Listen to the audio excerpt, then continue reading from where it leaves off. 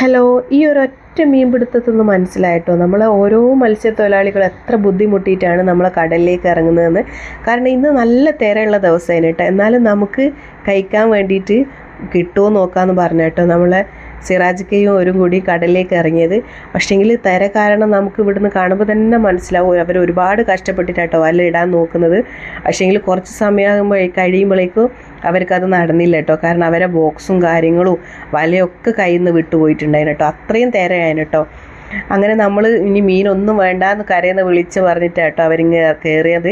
പക്ഷേങ്കിൽ അവർക്കതൊരു ബുദ്ധിമുട്ടായിട്ട് തോന്നിയിട്ടില്ലായിരുന്നു. പക്ഷെ നമ്മൾ കണ്ടു നിൽക്കുമ്പോൾ നമുക്ക് ഭയങ്കര ടെൻഷൻ അടിച്ചിട്ടോ. കാരണം ഈ ഒരു തിരയും കാര്യങ്ങളും അവർക്കത് ബോക്സും കാര്യങ്ങളൊക്കെ വിട്ടുപോകുന്നതാകുമ്പോൾ നമുക്ക് ടെൻഷനല്ലേ.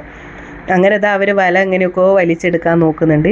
പക്ഷേങ്കിൽ ഈ ഒരു ഇത്തിരി നേരം ഇട്ട വലയിൽ തന്നെ നമുക്കൊരു ഏട്ട കിട്ടീന് കേട്ടോ. എന്നാലും അത് കിട്ടിയില്ലെങ്കിലും കുഴപ്പമില്ല, അവരൊന്നിങ്ങനെ കയറിയാൽ മതി എന്നുള്ള തോന്നലായിപ്പോട്ടോ നമുക്കിന്ന്.